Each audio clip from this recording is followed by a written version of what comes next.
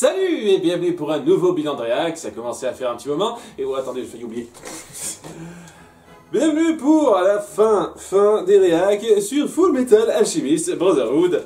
Série très sympathique, dont je comprends aisément la popularité, et c'était plutôt rafraîchissant majoritairement de découvrir quelque chose de solide comme ça, où je pouvais pinailler des petits trucs, mais globalement apprécier ce qu'on me donnait. Je n'ai honnêtement pas grand chose d'autre à dire en guise de préambule, et on va se jeter direct dans le bilan des points positifs, points négatifs pour commencer, avec donc ce qui fait que ça marche très bien, notamment déjà l'univers. On va suivre donc une sorte de version très retravaillé de la planète, on pourrait dire de l'Europe, mais c'est pas exactement ça, puisque on a un équivalent de l'Allemagne qui est juste à côté d'un équivalent de la Chine. Autrement dit, pas exactement ça l'Europe, mais voilà, on essaye de donner une version un petit peu différente de la planète avec quand même des points de parallèle assez précis et surtout, oui, des règles, des conflits politiques très intéressants. Le cadre et l'univers sont très matures, très recherchés et aident beaucoup à rentrer là-dedans, à vouloir découvrir ce qui se cache derrière ce que ces personnalités recherchent. Et c'est du tout bon ça, quand on pose quelque chose de travaillé comme ça, avec pas mal de détails, puisque voilà, c'est la politique d'un pays, mais aussi ses régions qui ont été annexées, et un tout petit peu les relations avec un pays à l'Est, et comment les choses ont évolué un petit peu différemment, comment ça va se relier, tout ça. Ce genre de choses est vraiment très intéressant à découvrir, parce qu'on sent vraiment qu'on a affaire à quelqu'un qui a travaillé, qui a bien peaufiné l'univers, le monde qu'on veut découvrir. Et ça donne beaucoup de cachet à cette histoire de partir là-dessus. Et ça va un petit peu de pair avec l'élément central qu'on met en avant, c'est-à-dire l'alchimie. L'alchimie est un élément à part entière de l'histoire, sa signification, ce qu'il y a derrière, tout le visuel autour, l'alchimie, et ce qui fait que beaucoup de choses marchent dans la découverte de cet univers aussi. Bon, déjà en termes d'action, ça crée énormément de scènes de combat très fortes, pas forcément de combat d'ailleurs, même si ça ne repose pas toujours sur l'alchimie, puisque des fois il y a des gens qui ne savent pas maîtriser l'alchimie qui y participent, mais c'est la plupart du temps grâce à l'alchimie que l'action, la baston et autres est vraiment palpitante à suivre, ça c'est un gros plus, et aussi bon, toute la thématique de la science autour de ça, qu'est-ce que ça signifie, jusqu'où on peut aller et à quel moment moralement on peut s'arrêter. Il y a toute une réflexion, toute une discussion qui se fait sur l'éthique, notamment à travers nos deux personnages centraux qui veulent un peu récupérer leur corps en utilisant l'alchimie, mais qui ne veulent pas aller trop loin, qui ne veulent pas aller au-delà de ce que leur morale leur permet. Et il y a vraiment toute cette réflexion qui se fait dans cette série qui est très bonne sur jusqu'où on peut se permettre d'aller, qu'est-ce qu'on est prêt à accepter pour accomplir ce qu'on veut, avec donc le camp des méchants qui sont prêts à aller super loin pour avoir ce qu'ils désirent, et le camp des héros qui sont un petit peu plus mitigés. Il y en a qui sont prêts à aller plus loin que d'autres, et l'étalon, c'est évidemment nos deux héros centraux, Hal et Ed, qui eux sont beaucoup plus moraux. C'est vraiment super intéressant tout ce qui est mis en place autour de l'alchimie, le parallèle avec la science, beaucoup mieux réfléchi que dans d'autres œuvres qui traitent ça par-dessus la jambe pour moi, les règles autour de ça et les limites qu'on peut ou non se permettre. Et ça va de pair avec mon troisième gros point positif qui ancre cette série comme étant vraiment très réussie, c'est-à-dire les enjeux et les motifs de nos personnages, parce que on a un casting assez varié avec des motivations qui diffèrent d'un cas à l'autre. De fait, il y a une vraie richesse. Il y a une grosse richesse dans les personnages, ceux qui les portent, et surtout dans les enjeux autour de cela, notamment évidemment autour de la clique des grands méchants, qui va aller très loin, puisqu'on part sur l'alchimie et son potentiel qui, de prime abord, est illimité, eh bien, ce que veulent faire les méchants, pour ceux qui ne sauraient pas et qui veulent le bilan, je ne vais pas dire le détail de la chose tout de suite, c'est vraiment impactant. On sent la grandeur de la menace et ça se couple avec énormément d'autres enjeux qui vont derrière. C'est-à-dire d'un côté certaines personnes qui de base œuvrent pour eux ou pour leurs proches, leur clan, qui cherchent à trouver un moyen d'arranger la situation pour eux ou de se mettre plus en avant. Il y a pas mal de personnages comme ça, d'autres qui cherchent la vengeance, et d'autres qui cherchent le pouvoir, mais pour des raisons beaucoup plus nobles. Hein, et il y a beaucoup de cas comme ça qui sont très, très excellents, et ça montre la richesse de vos personnages quand on sait déceler énormément de motivations différentes, diverses, à travers tout cet éventail de casting qu'on a créé. Ce qui représente aussi peut-être un léger souci dans le fait que je trouve que c'est un peu trop court avec tout ce que vous avez à montrer. Mais c'est un rapport avec un des points négatifs que je vais lister rapidement, je pense, puisque j'en ai déjà parlé en détail dans les réacs, justement, puisque j'aime beaucoup l'histoire, j'aime beaucoup la base, j'aime beaucoup une bonne partie des personnages. Néanmoins, il y a des trucs qui empêchent cette série d'être parmi les plus grandes que j'ai jamais vues au monde. Et un de ces points, c'est en grande partie au début, le rythme un peu trop effréné qui laisse pas respirer beaucoup de trucs. Et ça va de pair avec le fait que l'univers est riche dans ses personnages et ses enjeux. Et il y a beaucoup de mise en scène, d'éléments, de péripéties qui donnent l'impression d'être traités beaucoup trop rapidement, alors qu'elles auraient grandement mérité pour l'importance psychologique, notamment qu'elles sont censées avoir, de durer plus longtemps. Et il y a beaucoup de cas comme ça, de développement de personnages, de rebondissement, de développement tout court, qui donnent l'impression de ne pas avoir eu le temps qu'il fallait leur allouer. Ça se ressent surtout majoritairement dans la toute première partie, les 15 premiers épisodes où on sent que ça rush puisque c'est une deuxième adaptation de Fullmetal Alchemist. Et la première adaptation avait déjà traité un petit peu une bonne partie du récit qu'il y avait dans les 14-15 premiers épisodes.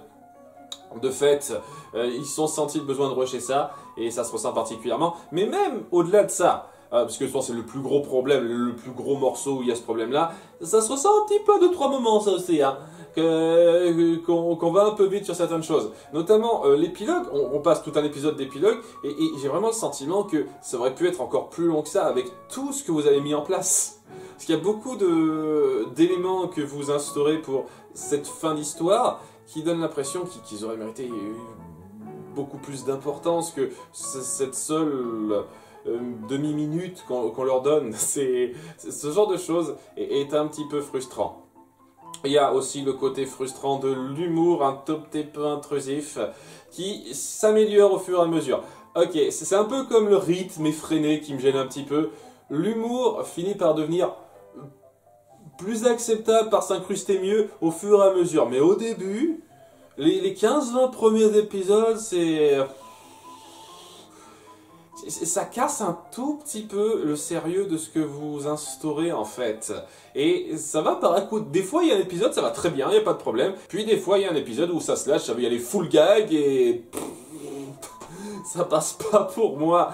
Parce que vous mettez en place une configuration particulièrement sérieuse et sévère et partir sur ces parenthèses, je trouve que ça n'aide pas. Nos personnages n'ont pas à être du manga gag juste pour le plaisir de détendre l'atmosphère parce que l'auteur en a envie. Je trouve ça abusé. Et bon, ça s'est moins ressenti par la suite, même si un tout petit peu par bribes. Mais vraiment, au début, il y avait des moments particulièrement lourds à ce niveau-là. Et ça, ce sont des problèmes qui, honnêtement, aurait pu s'améliorer avec une meilleure mise en scène, plus de temps alloué et il y a un meilleur traitement du ton. Donc, ce sont vraiment des problèmes, pas tellement de scénario que de narration, si j'ose dire. Par contre, il y a un problème que je trouve vraiment gênant, indépendamment de ça, c'est le fait que votre scénario est loin d'être parfait en lui-même. Je pourrais pointer quelques petits détails qui font un tout petit peu forcer à 2-3 moments, notamment, et c'est le truc sur lequel je vais me pencher un tout petit peu, l'abus de coïncidence. Je comprends que dans une histoire de cet acabit, on mette, allez, 2-3 coïncidences pour bien arranger le déroulé de scénario qu'on veut, éparpillé sur 60 épisodes, mais là il n'y en a pas que 2-3. J'ai pas fait le compte, mais il y a facilement une bonne dizaine de coïncidences qui aident bien votre scénario à aller là où ça veut. Et encore, je compte les plus grosses, parce que je pourrais compter les petites coïncidences, un peu anodines, mais quand même un tout petit peu présentes, quoi. Et c'est un petit peu gênant, parce que ça rend légèrement votre scénario très légèrement artificiel. Parce que on veut que ça aille quelque part, on ne sait pas comment l'amener naturellement, à part le fait qu'il se trouve que notre personnage se trouve à cet endroit précis, au même moment que tel personnage, que tel événement, et ça arrange bien la chose. C'est... Trop de trucs comme ça tue un tout petit peu l'immersion pour moi. Et c'est la raison principale pour laquelle j'ai pas 100% accroché, en grande partie, mais pas 100% accroché au récit pur que vous proposez. C'est un petit peu dommage. Je pense que une écriture un tout petit peu plus réfléchie aurait pu amener les événements un peu mieux. Voilà un peu le topo. Alors, ces 3 défauts ne vont pas compenser les qualités qui sont nettement supérieures, nous sommes d'accord, c'est une série très réussie, hein. Je veux que ce soit bien clair entre nous, j'ai beaucoup aimé suivre ça, c'était rafraîchissant de voir quelque chose de majoritairement solide comme ça, pour changer, parce que c'est pas toujours le cas hein, quand je fais des réacs. Donc là, j'étais très content de faire ça. Et maintenant que ce bilan global est fait, on va parler un tout petit peu des tops, meilleurs, pires, etc. En commençant par les arcs rapidement.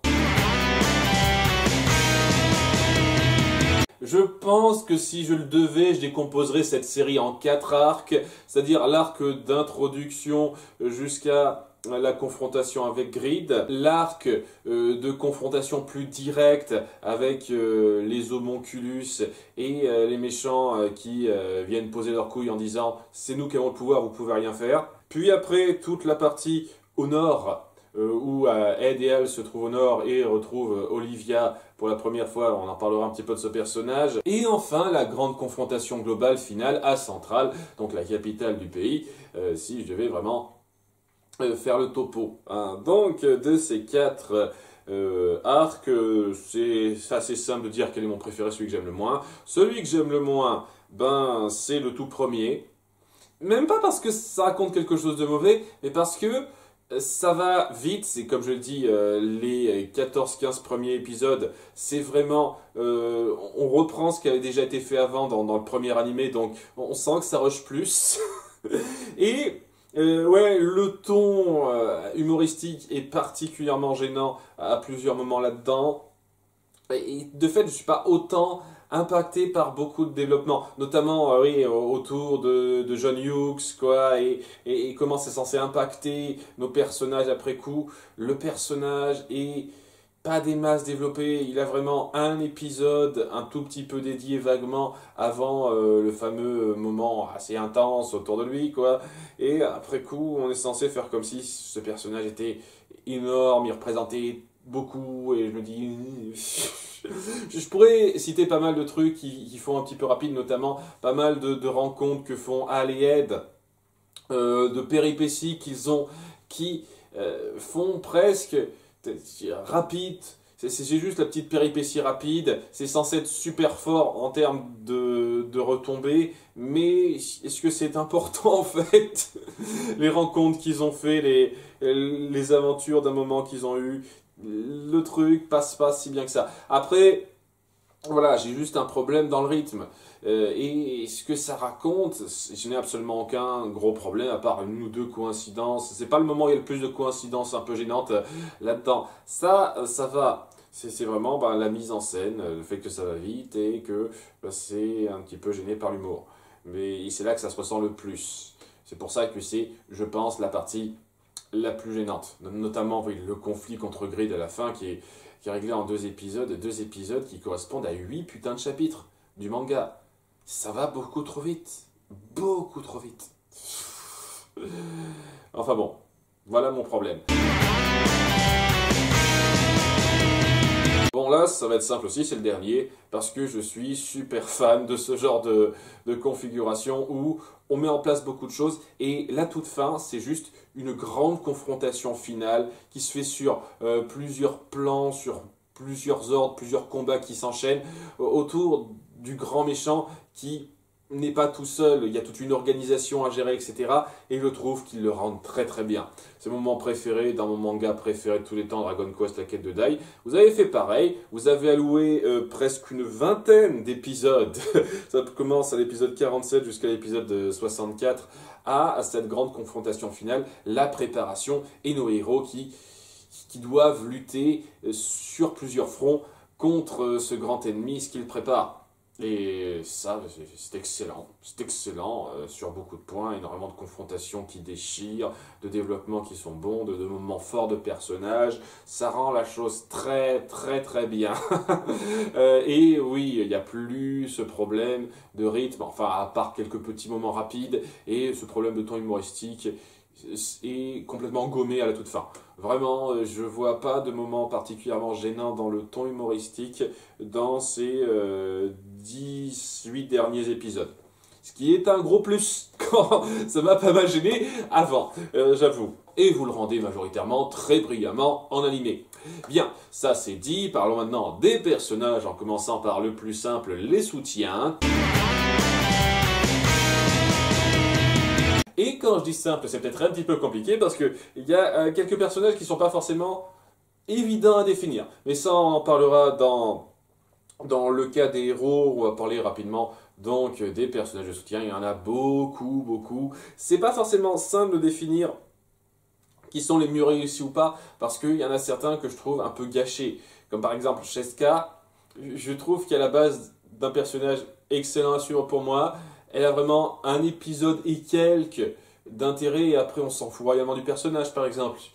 Il y a pas mal de personnages comme ça qui sont un petit peu gênants à cet égard-là, dans le fait qu'ils n'ont pas assez de temps à louer, et d'autres qui sont pas si extraordinaires que ça, ils ont beaucoup de temps à louer. Ne serait-ce que je parle des chimères dans le dernier tiers de l'histoire, que j'ai jamais trouvé si intéressante que ça à suivre. Les 4 chimères qui accompagnent nos héros là. Après voilà, je trouve pas super intéressante, ça veut pas dire que je déteste ou quoi que ce soit, ce sont des personnages qui passent, donc ça va. Mais ouais, il y a des petits saucés comme ça, néanmoins bon, si je fais un peu le topo là-dedans, c'est assez évident. Quand on prend les personnages qui ont vraiment le temps d'intérêt qu'il leur faut, qui est le meilleur, qui est le moins bon, le meilleur, la meilleure pour moi étant Hawkeye, la seconde de Roy Mustang, qui a une excellente relation avec lui, qui est du genre à le réprimander quand il faut. Et voilà, on sent cette jeune femme qui est marquée par la guerre, vraiment cette soldat qui a ce côté très strict et qui sait se contenir, mais qui, en même temps, ce passif très trouble de cette guerre qui l'a marqué, ce petit trauma qu'elle essaye de racheter avec Roy, et donc ce lien entre eux est particulièrement fort. Roy, que je ne considère pas comme un personnage secondaire de soutien, mais voilà, on en parlera de ça.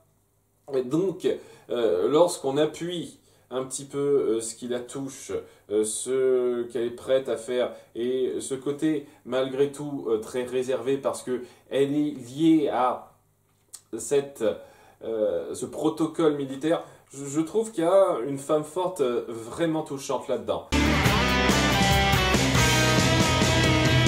Alors pour le pire, j'ai hésité entre deux. Le premier étant Barry le boucher. J'ai trouvé pas super bien géré, hein. Je vous cache pas le côté je suis un gros psychopathe, j'adore buter des gens. Puis après c'est un pseudo-allié, il fait avec. On fait comme si c'était pas trop grave, on le garde avec nous.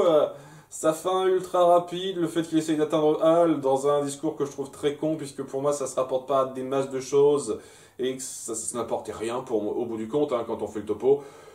Après le truc c'est que... Est-ce qu'on peut qualifier ça de personnage de soutien? Je sais pas trop, hein. Est-ce que c'est un méchant ou un personnage de soutien? Et j'ai un peu hésité entre lui et May, qui est chiante une partie du temps, quoi. Je veux dire, elle a des moments où elle est un tout petit peu touchante parce que c'est la représentante d'un clan paria de son pays. C'est genre le clan le plus mal vu. Elle veut tout faire en son pouvoir pour y arriver, en dépit du fait que c'est une petite fille et qu'elle sait qu'elle représente pas grand-chose. Donc, je peux un tout petit peu apprécier ça. Et le fait que, sur la fin, elle montre son empathie et qu'elle veut aider en dépit de ses priorités pour avoir le pouvoir, je trouve que c'est un peu joli. Voilà, il y a des moments que j'apprécie chez Mei, mais il y a d'autres moments que je trouve vraiment lourds. Déjà, le fait qu'elle s'acoquine à Scar et son second, ouais, Yori, j'aurais pu compter Yoki aussi, parce qu'il est chiant, il apporte rien, mais il est tellement anecdotique ce gars au bout du compte. Il existe histoire d'exister, j'en ai tellement rien à foutre du gars. Elle, c'est pas que j'en ai rien à foutre d'elle, c'est juste qu'elle m'irrite par moments, quoi, et je sais pas, le fait qu'elle soit du genre à vouloir sortir avec des garçons plus âgés qu'elle parce que, ah mon dieu, je suis trop une fille, j'aime ce genre de truc. Le fait qu'elle soit conne, parce qu'elle est conne à tellement de moments, ne serait-ce qu'autour d'un épisode dont je parlerai dans pas longtemps, ça m'a pas mal irrité. Il y a beaucoup de moments où elle est lourde, et oui, c'est sa façon d'insister, de se pointer dans beaucoup de scènes où elle n'a pas vraiment sa place, ça m'a un peu saoulé. Heureusement qu'on a un tout petit peu mieux géré sur la toute fin, c'est un gros plus, c'est ce qui fait que j'ai hésité entre les pareils, parce que sinon ça aurait été elle, certainement, mais là je sais pas, je vais les mettre un petit peu à égalité, ces deux-là, pour des raisons différentes dans les personnages, dans le personnage de soutien que j'aime le moins. Sans doute celui que j'aime le moins de toute la série, quoi, c'est entre elle et Barry. Voilà. Bon, les méchants, il y en a pas mal ce coup-ci. Il y a déjà Père, l'homonculus principal. C'est cette progéniture, entre guillemets, qui représente les péchés capitaux. Et Kimblee. On peut compter Kimblee là-dedans. Même si j'avoue que sa fin est pas fameuse pour moi. Kimblee, si je fais une petite parenthèse là-dessus, je suis un peu frustré de ne pas l'avoir vraiment vu avoir de grands moments badass. De grandes confrontations badass, précises, ce qui fait que je trouve qu'il n'a pas été géré de la meilleure des façons. Mais je vais pas aller le qualifier de pire méchant, puisque pour moi le pire méchant, ben, il fait partie de ces homonculus qui sont traités plutôt comme un gimmick qu'autre chose. Il y en a deux là-dessus, le premier étant Gluttony et le second étant Sloth, Sloth étant le pire pour moi. Voilà, Sloth, c'est juste le gros baraquet. Il n'y a pas de particularité spécifique, à part à la toute fin où il se fait battre. Ah tiens, en fait, il peut aller super vite. Il peut se la jouer Sonic. Ok, c'est bien. C'est comme le fléau dans le troisième film X-Men, quoi. Personnage que les gens ont adoré dans le troisième film X-Men, hein, cette version du fléau, quoi. Je sais pas. Et ouais, c'est juste, oh, c'est fatigant de faire ça me gonfle, là là là. Très, il a pas plus de recherche que ça mentalement, et quand il meurt, bah, j'en ai un peu rien à foutre, quoi. C'est juste la grosse armoire à glace qui est un obstacle. Et l'obstacle est battu, on est content, voilà. Alors que les autres avaient plus de personnalité. Même Gluttony. Gluttony, au moins, on appuie 2-3 moments d'attache envers ses compagnons, histoire de dire, quoi. Sloth, j'en ai rien à foutre, quoi. J'en ai rien à foutre du gars. C'est une menace physique. Voilà. Après, il y a des homonculus qui sont plus intéressants, sur lesquels je vais me pencher évidemment maintenant. Et le meilleur pour moi, c'est, je pense, sans trop de problèmes, Bradley Wrath. Même s'il y a de très bons concurrents, j'ai beaucoup aimé Pride, j'ai beaucoup aimé Envy, j'aurais pu adorer Lust si elle avait duré plus longtemps, et ouais, Père, le gros big boss, est quand même très intéressant dans sa mentalité et le pouvoir qu'il instaure, mais psychologiquement et en termes de présence, c'est Bradley qui l'emporte. En grande partie parce que je trouve qu'il a été un petit peu moins saboté que Envy, mais j'en reparlerai de ça dans pas longtemps. Donc ouais, Bradley, c'est le chef du pays et qui, bon, œuvre pour Père, mais qui a également sa propre fierté, son propre désir.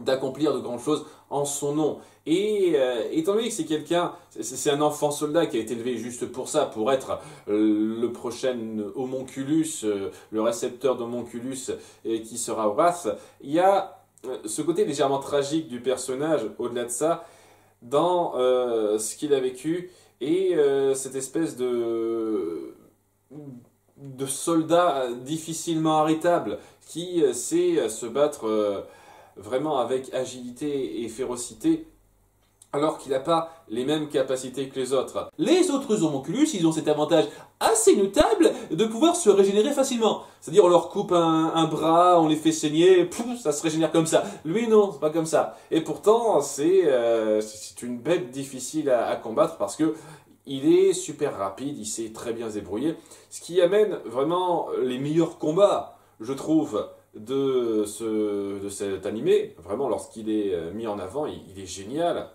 Wrath. Et vraiment, ce côté, j'ai une vie à perdre, à protéger, particulier chez lui, ce qui fait que oui, il est tout spécial à suivre.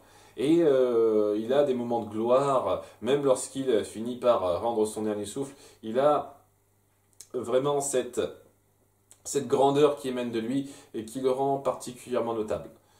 Vraiment. Et je pense, comme je l'ai dit, que j'aurais pu envisager Envy en ex-aequo avec lui, parce que Envy a aussi une mentalité très différente, mais très très intéressante de connard fini qui adore voir les autres de haut, mais qui a aussi ce côté très très rattaché à la vie, très sensu, qui veut survivre, qui est vraiment très sympathique à suivre.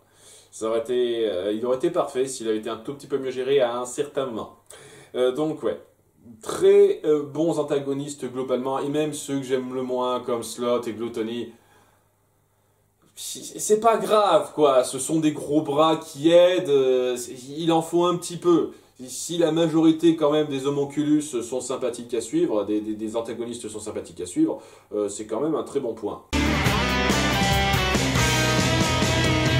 Alors pour la suite, ce serait peut-être cool de définir qui est un héros pour moi dans ce grand casting. Parce que techniquement, si on se penche vraiment sur ce que l'animé veut nous montrer en premier plan, il n'y a que deux héros centraux. C'est-à-dire Hal et Ed, les deux alchimistes qui sont quasiment toujours mis en avant dans les épisodes et sur lesquels on se sente quand il est question de développement et de recherche pour se réparer, même s'il y a des parenthèses sur d'autres personnages, évidemment. Ça, c'est un petit peu important à pointer, ce sont les héros centraux. Néanmoins, ce ne sont pas les seuls véritables protagonistes, parce qu'il y a il y a d'autres personnages qui ont leur part du gâteau assez notable là-dedans, et je ne peux pas les considérer comme juste des persos de soutien. De fait, je me vois un petit peu obligé de compter d'autres personnages comme héros centraux, comme protagonistes, avec certains qui sont un peu difficiles à définir. Il y en a deux que je trouve assez difficiles à définir là-dedans, c'est-à-dire Scar et Greed.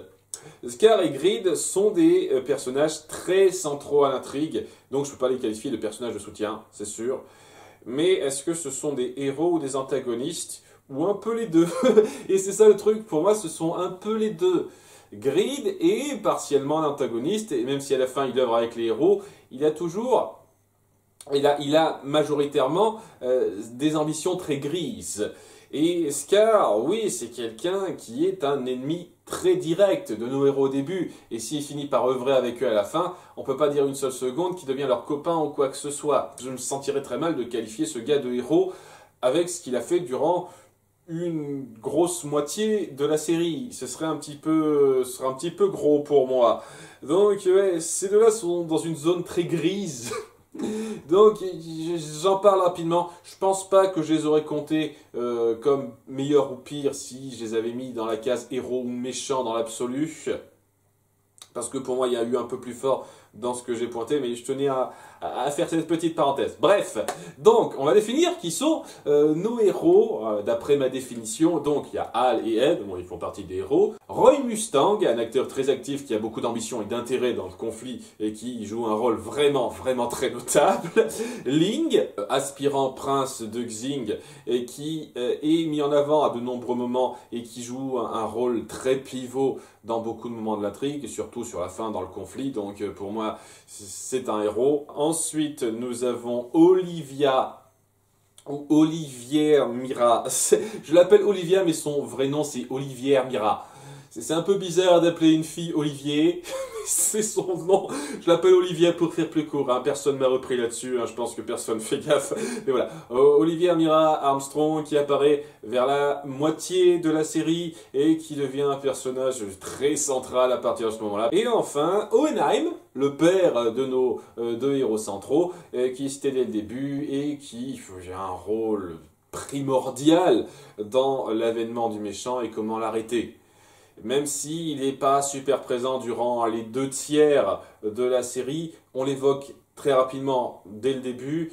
Et oui, c'est un héros au même niveau que les autres à partir du moment où on le met en avant. Et ouais, donc une fois qu'on a cette liste de 6 personnages centraux, 6 protagonistes pour moi, quel est mon préféré, quel est celui que j'aime le moins? Bon, on va commencer par celui que j'aime le moins là-dedans, c'est-à-dire Olivia, qui j'apprécie, hein, j'aime bien son caractère trempé, elle se met bien en avant, c'est une femme d'action très cool, je la préfère à son frère à cet égard-là. Néanmoins, j'ai quelques petits problèmes avec elle, surtout dans son comportement et la façon dont elle traite certaines choses. Déjà le fait que on l'a pas du tout mentionné avant son apparition.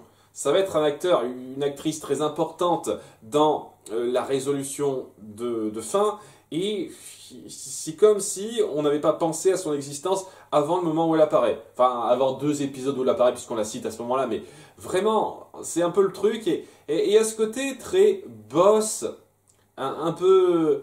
un peu castrateur, légèrement, j'exagère un petit peu, c'est un petit peu abusé comme terme, envers certains personnages que je trouve de trop haut, qui la rend, à mon goût, un tout petit peu antipathique à 2-3 moments. Du genre, je te fais la leçon, je suis tellement meilleur que toi. À quelques moments, c'était un petit peu lourd. Pas beaucoup, un petit peu, voilà, je tenais à le dire. Et puis, ouais, ses ambitions, ce qu'elle cherche à faire, comment on l'inclut dans le jeu de pouvoir. Par la suite, je trouvais que c'était pas fait de la façon la plus satisfaisante qui soit. Parce qu'elle veut faire un grand coup à Central pour montrer qu'elle est super forte, mais une fois que Roy se met en avant, elle se dit ouais, je fais un truc derrière son dos, regardez-moi, et je sais pas, il manque un truc. Il manque plus de développement et un tout petit peu plus de subtilité à certains de ses comportements, et je pense que j'aurais pu l'apprécier autant que les autres, mais il y a ces petits points qui font que j'ai quelques petites réserves. Et quand je dis quelques petites, c'est pas énorme, hein. Les points que je déplore sont quand même très minoritaires par rapport aux points où elle est badass et elle passe très bien, faut qu'on soit d'accord. Mais voilà, je tenais un tout petit peu à pointer ça, et s'il faut que j'en choisisse un que j'aime le moins parmi ces 6-là qui sont très réussis tous, c'est elle que je pointe. Alors, le meilleur, ça s'est joué entre deux durant pas mal de temps, mais j'ai fini par en décider un sur la fin parce que je trouvais qu'on le rendait de façon plus forte. Et donc c'est joué entre Roy Mustang d'une part, quelqu'un qui a un passé très trouble et des ambitions très fortes pour prendre le pouvoir, tout simplement pour faire ce qui est juste, ce qui rend le personnage très satisfaisant à suivre. Il y a aussi le fait que c'est un putain de cadre, il peut buter tout le monde s'il veut. Et le fait qu'on l'ait nerfé à la toute fin en le rendant aveugle, histoire de dire ouais, il peut pas tout faire tout seul, parce que sinon, voilà, c'est peut-être un petit peu abusé, mais je trouve que ça le rend cool aussi et super badass. Néanmoins, je trouve que la gestion de ses ambitions sur la toute fin aurait mérité avoir plus de temps alloué, parce que je trouve que pour quelqu'un qui a autant de passifs et d'actifs pour revenir plus loin, vous lui donnez pas une conclusion suffisamment satisfaisante sur la fin.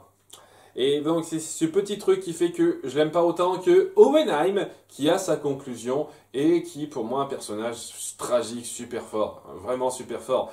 Même si on le voit pas beaucoup, on comprend pourquoi il est absent durant une bonne partie de l'aventure. Parce qu'il est en train de sillonner tout le pays à préparer quelque chose d'énorme pour contrer l'Homonculus premier. Celui qu'il a engendré sans le vouloir, parce que c'était un ancien esclave, et qui l'a amené à voir cette tragédie de Xerxès dans la peau, littéralement, hein, il l'a dans la peau totalement, ce qui l'a amené à avoir beaucoup de moments d'introspection, de voyage, et à poser beaucoup d'éléments pour arriver à lutter contre cette part d'ombre qu'il a engendrée. Et donc, ce besoin d'en faire beaucoup, ce côté un tout petit peu cynique dans ses commentaires, sans en faire les caisses, le petit humour autour d'Owenheim est largement supérieur pour moi à celui qu'on fait autour d'Al et Ed à plusieurs moments, quoi. Je trouve que l'humour passe très bien quand on l'appuie un petit peu avec lui. Et oui, ce côté besoin de se racheter constant. Parce qu'il a passé toute sa vie à faire que ça, en fait. Enfin, toute son éternité. Une fois que la tragédie de Xerxès a eu lieu, il a passé tout ce temps à ne faire que ça. Avec une petite période de pause où il s'est posé, il a eu des enfants, mais il n'a pas pu rester très longtemps. Et on se dit, ah, quel père indigne, etc. Mais la raison pour laquelle il a fini par les quitter, c'est pour continuer son chemin de croix, en fait. Hein, et tout ce qu'il a prévu pour amener à cette grande concrétisation à la toute fin dans ce qu'il a mis en place. Et le fait que avoir mis tout ça en place pour lutter contre le grand méchant a fini par le vider et qu'il peut enfin partir en paix. Et ouais, sa conclusion est la plus touchante parce que il a accompli tout ce qu'il avait à accomplir, la vie est finie pour lui et il s'en vient à regretter en fait de ne pas pouvoir passer plus de temps avec ses enfants maintenant que ça finit par se rabibocher entre eux. C'est super joli ça. Super joli, les liens qu'il a créés, ce trauma, cette culpabilité complètement renforcée qu'il porte toute sa vie, ça prend au trip dès lors qu'on prend le temps de s'y pencher un petit peu. Et pour moi, c'est le héros le plus touchant, le plus fort de cet animé pour ça. Vient donc pour terminer les top flops des épisodes, et ça n'a pas été si simple que ça pour les tops. D'ailleurs, on va commencer par ça, puisque nous avons donc un animé qui, comme beaucoup d'animés, raconte son histoire de façon très filée d'épisode en épisode, ce qui fait que c'est plus par arc que par scène qui s'enchaîne, que par épisode précis, que ça s'apprécie, à quelques rares exceptions près. Donc, c'est difficile de pointer l'épisode qui marque le plus dans ce genre de cas. C'était un peu pareil pour la saison 1 des Mystérieuses Cités d'Or, ça s'enchaînait, c'était pas juste un épisode comme ça qui se démarquait particulièrement par sa qualité. Et donc ça a été un petit peu difficile. Néanmoins, j'ai fini par pointer, je pense, les 3 épisodes qui m'ont le plus plu, en commençant par numéro 3, L'œil du ciel, la porte de la terre. Épisode 60, avant-dernier épisode de cette série qui montre la concrétisation du méchant. Et c'est en grande partie pour ça. Il y a aussi le fait qu'on voit un petit peu Owenheim finir de préparer ce qu'il avait à préparer. Ça aussi, c'est assez intéressant. Les combats qu'on met en place sont assez intenses. Mais ce qui est fort, c'est surtout le moment où Père, l'Homonculus premier, finit par lancer son grand sort qui semble marcher. Et donc l'échelle de la chose, le visuel où tout le pays est submergé, où il finit par atteindre son but, pouvoir faire cette transmutation et absorber Dieu dans le moment visuel le plus... qui vous prend le plus au tripes, hein, c'est clair et net, ça c'est assez intense. Vraiment assez intense. Le seul problème c'est que, voilà, il va y avoir des trucs qui se régleront au-delà de ça après coup et il va y avoir un petit retombé après coup. Mais voilà, cet apogée dans les enjeux, la menace, elle se ressent énormément et j'avoue que quand j'ai vu ça m'a soufflé, hein. C'est sûr, donc je pouvais pas ne pas le compter dans ce top 3, même si je lui préfère 2 épisodes. Le premier étant Les divagations d'un imbécile, un épisode assez fort pour moi puisque c'est les méchants qui posent leurs couilles. C'est tout con à dire, hein. Je sais que ça paraît dur, mais voilà ça. Les méchants se montrent supérieurs à Idéal, ils les ont capturés et ils vont pas les tuer parce qu'ils ont besoin d'eux par la suite.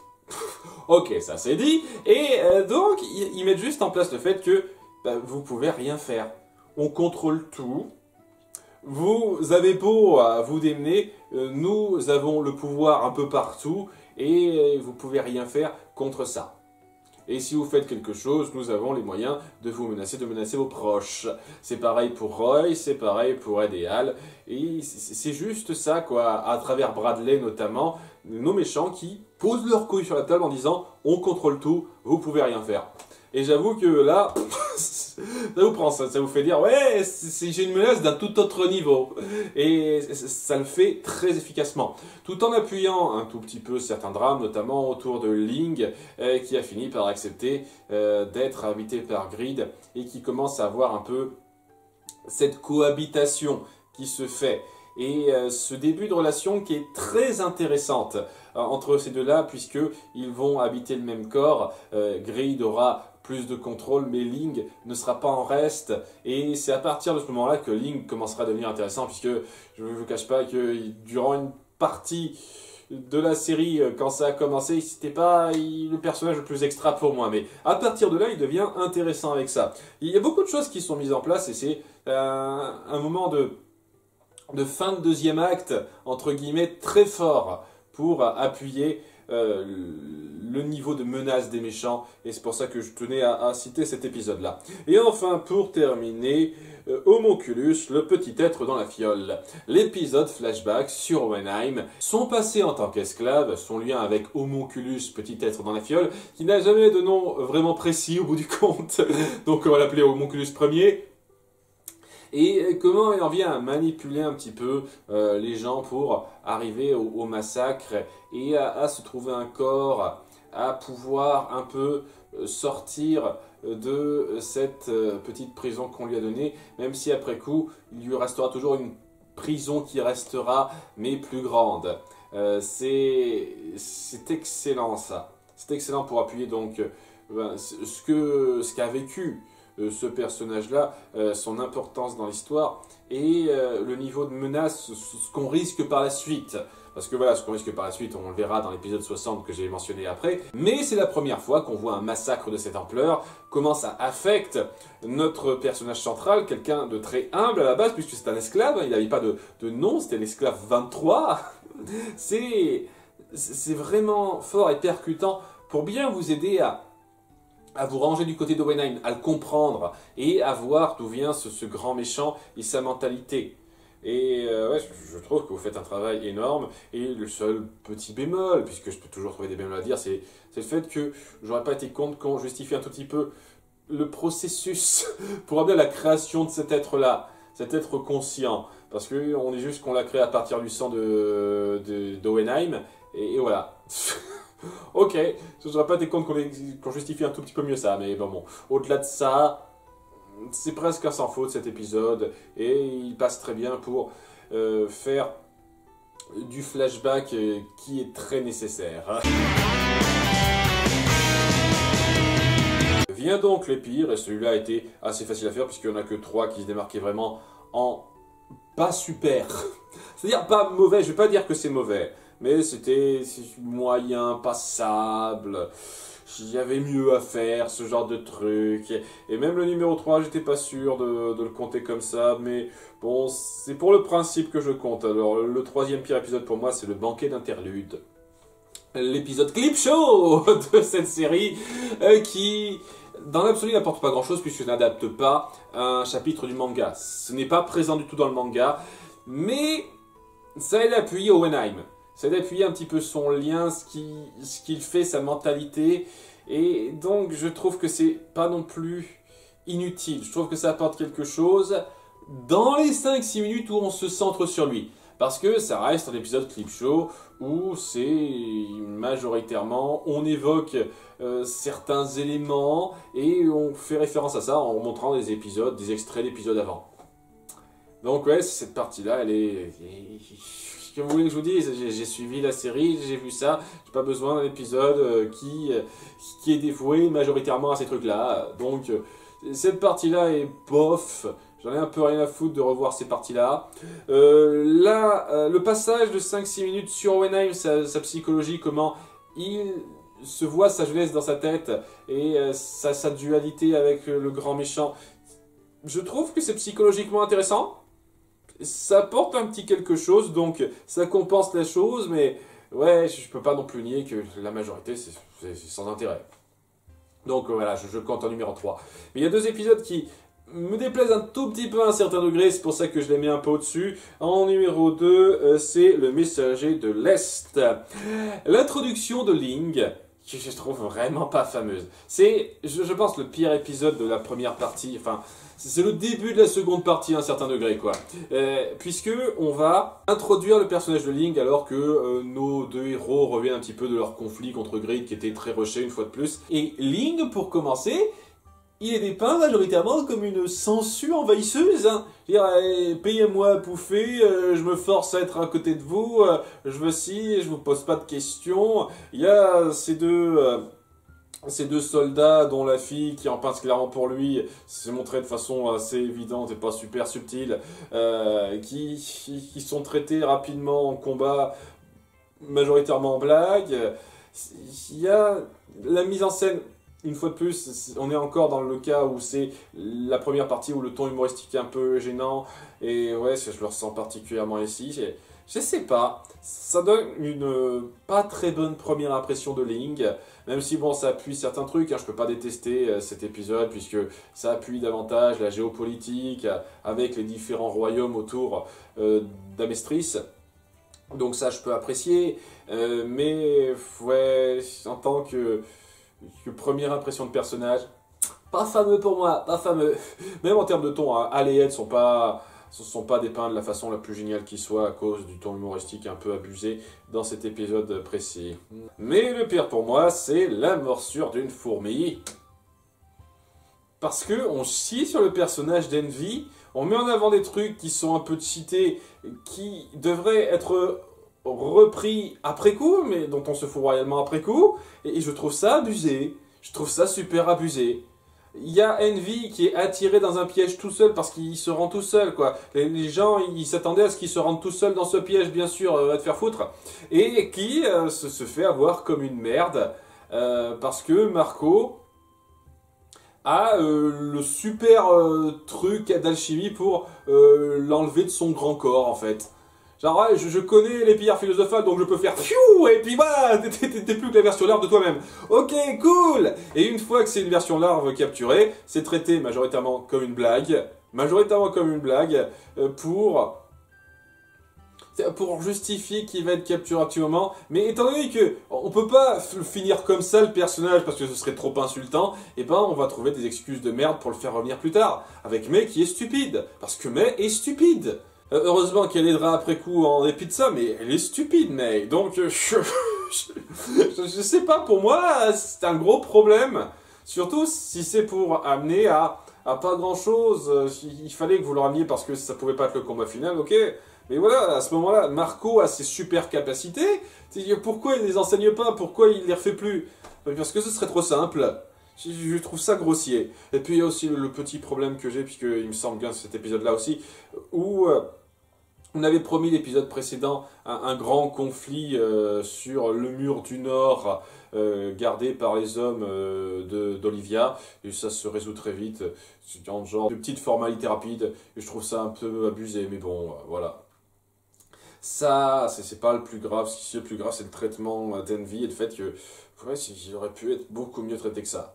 Après, oui, j'apprécie un petit peu l'action, ça met en place des éléments qui seront importants par la suite, donc je peux pas dire que c'est rien du tout. Une fois de plus, les personnages, dans leurs interactions, leur mentalité, ça va, mais je trouve ça très fade et un peu insultant comme façon de gérer Envy sur le coup. Heureusement qu'il revient, même si j'aurais pas été contre que ce soit mieux fait, mais ouais, vraiment pas glop cet épisode, hein, vraiment pas glop. Enfin bon, voilà qui fait le topo de cette série. Et je le redis, même les moins bons épisodes, je les trouve pas affreux ou quoi que ce soit, c'est juste moyen passable. Donc, il y a peu de séries qui peuvent se vanter de ça. Il y a peu de séries qui peuvent se vanter de ne pas avoir d'épisodes vraiment horripilants en ce qui les concerne. Donc, c'est déjà un plus. C'est déjà un plus que je peux pas renier à cette série. Cette série qui est très solide, qui a beaucoup de bonnes choses pour elle, et qui ne m'agrippe pas à 100%, mais je comprends aisément que ça agrippe à 100% d'autres gens. Et n'hésitez pas à faire passer en commentaire ce qui vous plaît le plus, vos épisodes préférés, tout ça, si vous en avez envie. Je vous remercie d'avoir suivi, et on se donne rendez-vous pour dans 2 semaines, je pense, pour les prochaines réacs qui sont assez évidentes pour et qui ont un petit peu suivi ça. Bye!